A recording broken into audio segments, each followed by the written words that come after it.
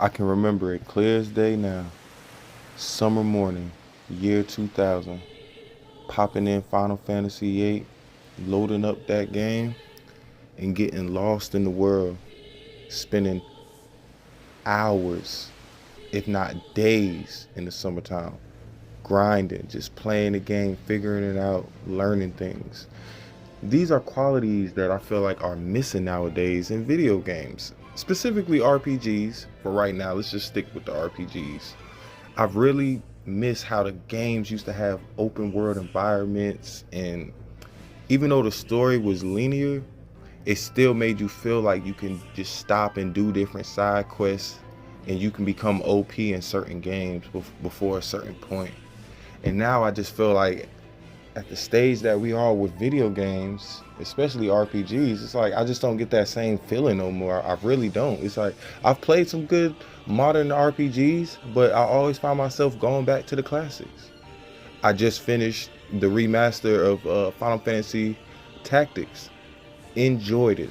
They did a phenomenal job on just leaving it how it was and just adding a few little new features to it to make it a little bit more modern. That's fine. I'm okay with that, and I'm starting to see that trend starting to come back. They're starting to try to remaster the classic RPGs, and it just has me wondering, why do y'all have to remaster them instead of just recreate new versions of it? And not necessarily like the Final Fantasy VII Remake. I'm not necessarily talking about that, even though I do enjoy Final Fantasy VII Remake and Rebirth. They both are phenomenal games also. But they're off of the greatest RPG, in my opinion. That's Final Fantasy VII. Like, you almost can't go wrong. The only thing that they could have did to mess it up is add that new Dragon Age crap that they got in that game. That's the only thing that they could have done. Outside of that, it's honestly not too many RPGs I can just think off the top of my head outside of the Persona series. Tales of Arise was really good. I have not yet got my hands onto Clear Obscure 33 Expedition, which I will though, because I know that's a phenomenal game. But I'm just more so just saying, like, the overall state of RPGs, like, they've lost their feeling. Every RPG that comes out now, it has to be uh real-time action. It's no more wait turn. It's just no more of the classic feel no more. And it's so crazy to be thinking about this, because I was imagining things 15 years ago looking at the Final Fantasy 7 trailer that they gave us when they was talking about remaking the game, and they showed us the trailer, and it just blew my mind. I was just like, oh my god, I can't imagine them with today's graphics or with old school RPGs. I just wonder what made them just say, you know what, that's just not the way that we're trying to make our games no longer, even though that was how we were selling millions of copies the first week, and this is how we made our success. But for some reason now we're gonna switch it up and make everything play like Kingdom Hearts, in a sense, because that was one of the first ones that started really pushing the line on the action adventure RPGs to me. Even though I love Kingdom Hearts 1 and 2, the third one, I'm not so big on that one. But we'll see. I just miss when RPGs was more centered around the story, the plot, the battle mechanics, and here here we go. Post-game content before DLC was invented, where you can just unlock things in the game for free by just playing the game that they created for us to play, that we spent 50, $60 on, like, I really remember those times where it was like a new game plus made you feel like you was doing something. Like, for instance, the Star Ocean, the second story, it was so many endings to that game that it made you want to keep playing the game and keep doing different scenarios to get different outcomes. Just like Chrono Trigger, it had multiple endings. And these are games that came out 30 years ago. And these modern games got way more technology, quote unquote, and more brain power, quote unquote, to sit here and think about all these different ideas and how to, like, tweak them or revamp certain things, and they just not executing. It's really not executing no more. And at this point, it's just getting to a boiling point with the fans, because I see us and hear us all, like we sitting here, we talking like, yo, y'all sitting here charging us $70 for a game, and then 3 months later it's a $30 DLC that comes with it that got more to the game. Why y'all couldn't just add that in the first place? Oh, because of the space and blah, blah, blah, blah, blah, blah. Well, take out half that bullshit that y'all put inside of it that we don't need or didn't ask for, like the stupid mini games that y'all are just wasting y'all time putting in these RPGs. Like, don't get me wrong, RPGs are about mini games, but it's certain mini games. So we don't always have to have a mini game. Like Final Fantasy VIII with the triads, with the cards, great mini game. Final Fantasy VII with Gold Sorcerer, great mini games. Okay. Final Fantasy IX, yeah, I wasn't that big of a fan of the cards in Final Fantasy IX. Final Fantasy X, what was the minigame? Blitzball, phenomenal. And you actually unlocked limit breaks and ultimate weapons in there. So it gave you a reason to do these things. You know, like now I think we're kind of missing that in RPGs. Currently, right now, the RPG that I'm playing Persona 3 Reload right now. And that is the only RPG that I'm playing right now at the time. I have a couple on my back burner. I have a couple on the list that I'm gonna get around to. I got a couple of classic Tales games to get to. Tales of Zestiria, I have that on my list. I haven't started it yet. I got Tales of Symphonia also. I haven't started. Um, so far, my assessment of Persona 3 Reload, it's a great game. It feels like Persona 5. It really do though. It feels like Persona 5 again, but just a twist of Persona 3, like the storyline. But it's missing something though to me. Like I haven't got immersed into it. Yes, I'm familiar with the story and everything, but I haven't played Persona 3 since it came out, and that was probably over 15 years ago. I think I played it in like 2007 or 8, something like that. So when I first played it, I was so hooked into it. Like I remember just like being hooked when I played Persona 5 for the first time. Absolutely hooked in. So it's not that they can't create great RPGs nowadays. I just think sometimes their intention might not be always in the best place, or they might just have too many rods in the fire or something. You know, like they just might be too distracted with trying to create too many different genres for every fan base when y'all should just be catering to the fan base that's gotten y'all to where y'all at. For example, read an article about a survey, and it was saying, and it showed the list on who do these college graduates want to work for as far as the gaming companies and the industries. And Square Enix is 125th on the list, while it's surpassed by Sega, Capcom, Bandai Namco, Nintendo. There's no way in hell Square Enix should be that low on the list as a desired place. Like that was a dream for me as a kid. Like I really wanted to work with them, for them, anything, any part of Final Fantasy I wanted, or any of their properties in Square Enix, whether it was Chrono Trigger, whether it was the Xenogears, any of these things. And to see them fall so low now to where it's like they don't make enough splash in the RPG realms no more, man. Outside of the Final Fantasy Tactics game that they just released, what noise are they making? They're not talking about anything. Like we're speculating, are they gonna make a Final Fantasy IX remake? Or are they gonna do a Chrono Trigger remake? Like we're just sitting here just like begging and hoping that they do something. We're just poking them with a stick at this point. Just like, come on, man. Do something. Fight. Swing back. Where is the pride that Square Enix used to display and just show?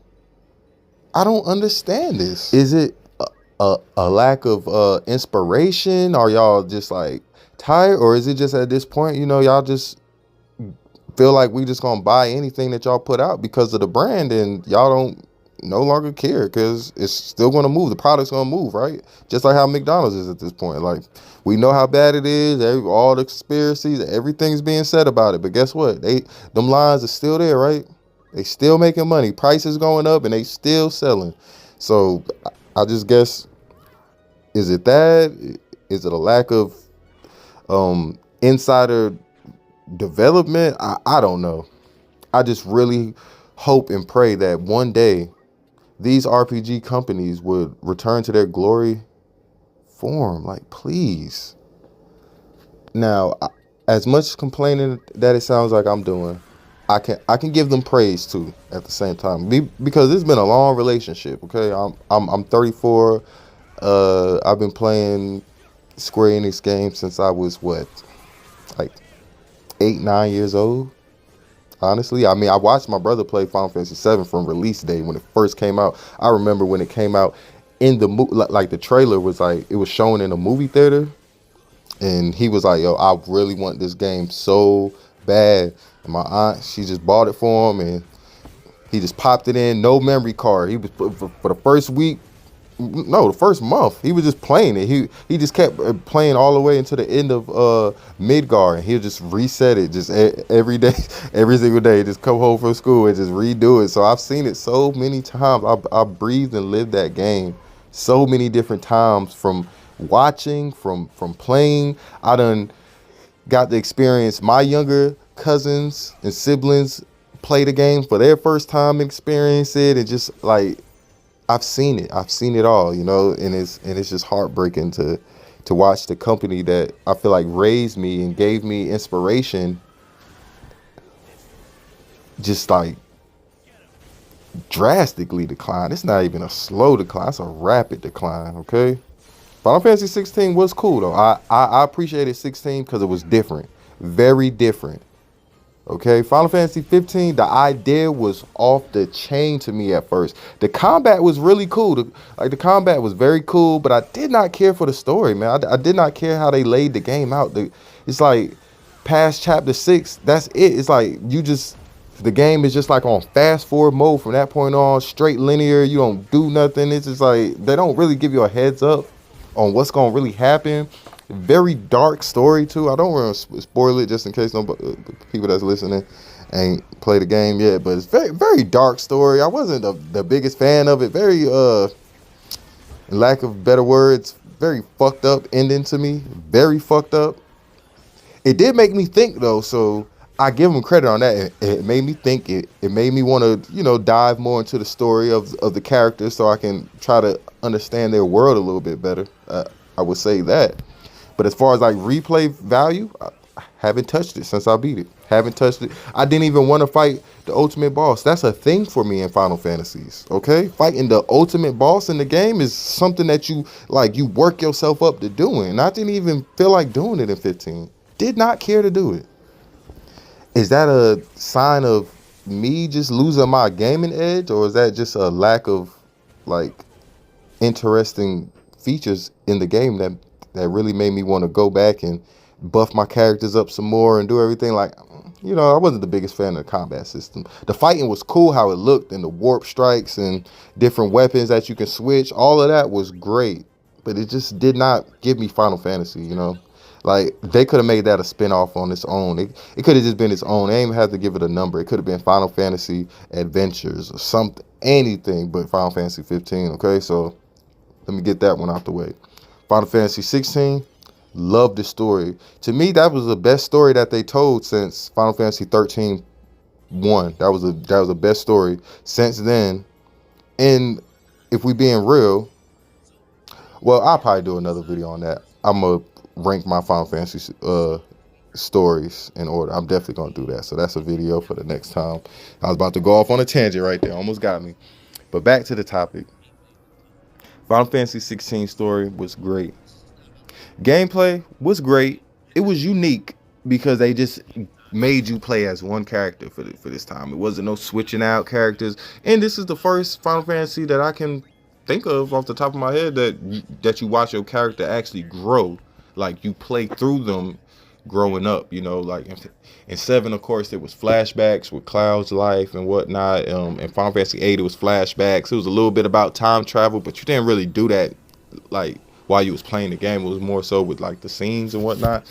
So I think that was the first one that I played that it was like you watch your character actually grow and endure different things and go through different emotions. So I really appreciated it for that. The dialogue was great, you know, like the world was amazing. They just didn't have an open world, but the way how they made the world, it was its own place. So it felt like a fantasy. So I really applaud them on that, you know, like they really stuck to it with their RPG elements right there. But as far as like replay value, it lacked. And then they waited, and then what they do, like they always do, come out with some DLC, some fucking DLC. I am sick of fucking DLC. Okay, I am. I'm honestly, I'm sick of DLC. I'm tired of it. We don't want that. We want a finished game. No DLC. If y'all cannot stop making the DLC, just actually make the digital deluxe editions have the DLC already on them. How about that? So give us an option if we actually want to pay more for the entire game, knowing that it's coming with something extra at least, instead of paying fucking 80 goddamn dollars damn near for a brand new game that in 2 weeks y'all gotta fucking patch bugs and tell us that y'all coming out with new DLC because the game ain't really finished. Y'all just rushed, even though y'all take forever to make the damn games nowadays too at that. What's up with that? Final Fantasies used to come out every goddamn year, every 2 years it seemed like. Sure, if I'm not mistaken, Final Fantasy 9 came out the same year Final Fantasy 10 did. If not the same exact year, it came within the same damn 11 months. They was working on 2-3 games at the same time. They've always been doing these things, and they came out great back then. So why not the same now? Y'all have more technology.